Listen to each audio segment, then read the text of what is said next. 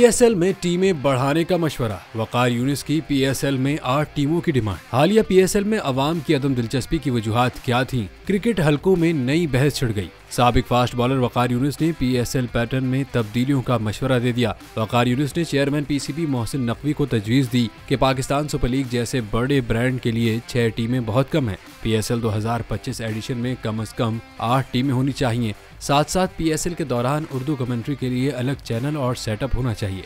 हालिया होने वाले पीएसएल 9 में इस्लामाबाद यूनाइटेड ने मुल्तान सुल्तान्स को सनसनीखेज मुकाबले में शिकस्त देकर ट्रॉफी अपने नाम की थी।